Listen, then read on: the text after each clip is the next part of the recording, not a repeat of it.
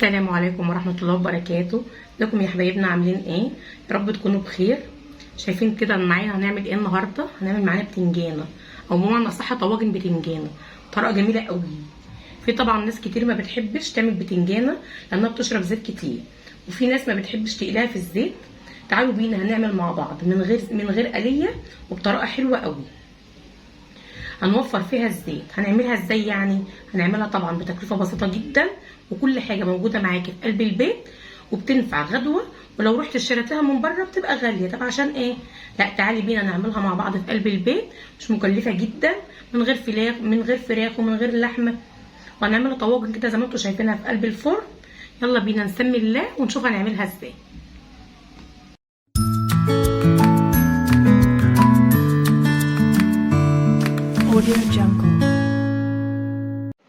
بسم الله الرحمن الرحيم. اول حاجه معايا خالص البتنجانه. جبت كده معايا 2 كبار كده حلوين، يعني مثلا بتاع حوالي كيلو او كيلو وشويه، حاجه بسيطه يعني. هجيبهم معايا حالا بقى، هغسلهم واقطعهم معايا قطع صغيره خالص، ونرجع كده نشوفهم تاني. قطعت كده البتنجانه معايا اهي. هجيب بقى معايا صينيه واحطها فيها. افضي كده معايا كده البتنجانه في قلب الصينيه اهي. طبعا انت لو عايزه تقليها في قلب الزيت اقليها، بس كده يفضل كده عشان ايه؟ مثلا ما تعملش حرقان او حاجه. كده حبه بتنجانه حلوين اهمت. اجيب بقى لهم حبه زيت حلوين كده اهو، كميه زيت حلوه كده. وعندي كنت جايبه معايا راسين توم، قشرتهم ودقتهم اهو. خدت طبعا نص الكميه بس وسبت النص التاني. بكبه عليها كده طبعا بايديا بقى. هقلب كل ده كده في بعضه.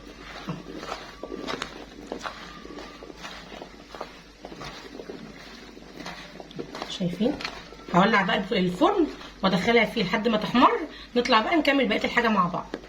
معايا حبيتين كده بطاطس، هاخدهم بقى اقشرهم برده معايا واقطعهم معايا كده مكعبات صغيره. بعد ما قطعتهم كده معايا هجيب طاسه بقى فيها زيت سخن وننزل بهم على طول. كده شويه زيت حلوين كده في قلب الطاسه. نزلت بالبطاطسايه ونزل عليها بشويه ملح صغيرين. هديها لون كده قبل بس ما تخش على السوا. مستوى قوي، نص سوا كده وهنطلعها. بعد ما طلعت البطاطس انزل بقى كده بالفلفل اللي هو البارد. بديله تقريبا الاول كده الفلفل البارد في نفس الزيت اللي انا عامله فيه.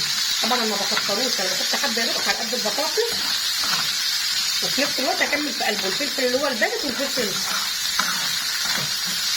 يا دوبك بس الفلفل ياخد معايا تشويحه وانزل عليه على طول بالفلفل الحار.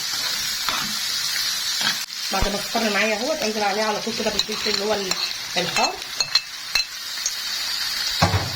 هياخد برده تقليبه كده بسيطه يا دوبك تصفر، وهنطفي عليه بقى ونسيبه.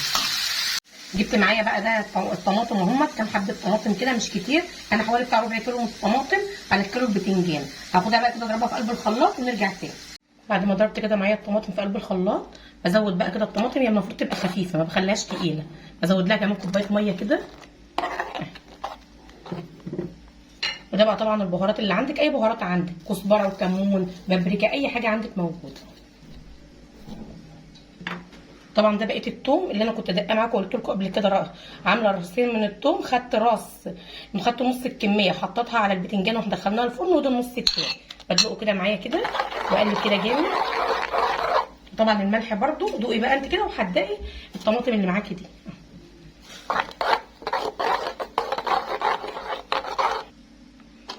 بقلبها كده جامد اهو. طبعا الخل اهم حاجه طبعا في الوصفه دي، الخل حوالي 5 معالق مثلا من دي.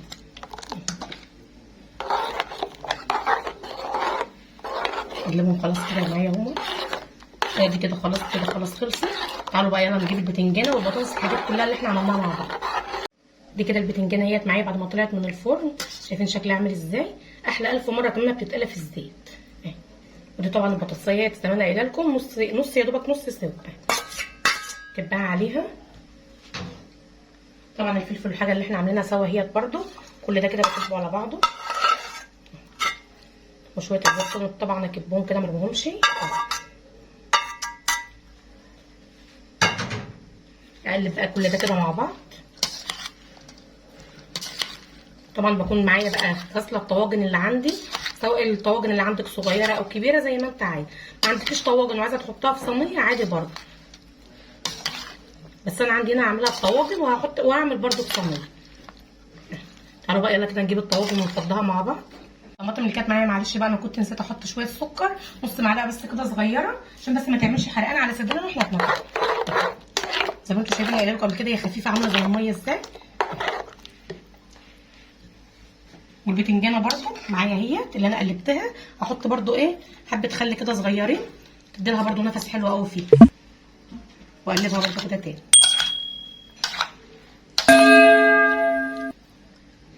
تعالوا بقى يلا نفضي كده مع بعض الطواجن.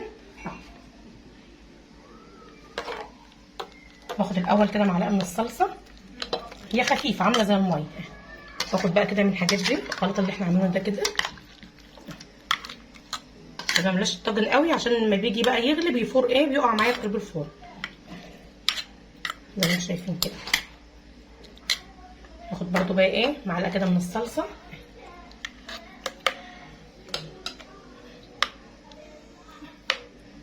اهزه بقى هزه كده خفيفه اهو. ده كده خلاص خلص. هعبي بقى الباقي كله برده كده معايا، نعبي واحد كده كمان تاني مع بعض. الطاجن معايا اهو، اجيب كده معلقه من الصلصه اهي، احط برده من الخليط كده اهوت معايا. ما بملاش برده الطاجن قوي.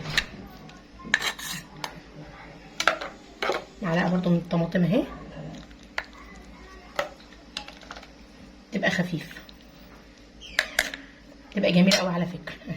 بهزه كده، هعبي يلا كده كلته مع بعض وتعالوا يلا ندخله مع بعض في قلب الفرن. معايا اهي هدخلها يلا في قلب الفرن. طبعا انا قايده من فوق ومن تحت اهو زي ما انا قلت لكم. بقفل بقى طبعا عليها واسيبها، هي بقى بتبدا تشكشك كده مع بعضها بقى بتبقى بصراحه جميله. ولا ريحتها بتبقى فظيعه في قلب الشقه. اما تطلع نشوفها مع بعض. شايفين شكلها عامل ازاي؟ مش قادره بصراحه يعني اسيبها كده، انا قلت لازم برضه اوريها لكم تشوفوا منظرها كده وهي طالعه كده من قلب الفرن. تحفه تحفه تحفه. تعالوا بقى كده نكملها سوا وبعد كده نطلع لها على طول. كده خلاص كده بعد ما خلصت معايا وطلعت معايا الحاجه كده من الفرن دي اللي كانت معايا في قلب الصينيه، قدمتها كده في طبق برده زي ما انتم شايفينها كده. خلاص خلصت معانا. بصراحه شكلها جميل جدا. قدمت بقى معاها عود خضار جرجير وعيش، طبعا بقى تحفه. يا سلام على جمالها، مش هتشبعي منها خالص. كده خلاص وصفه النهارده خلصت. لو عجبك الفيديو بتاعي لايك وشير لقناتي على اليوتيوب مع ياسمين محمد في قناتي ابسط من البساطه. واتمنى ان انتوا لو الوصفه بتاعتي عجبتكم ان انتوا تكتبوا لي في قلب التعليقات. والسلام عليكم ورحمه الله وبركاته.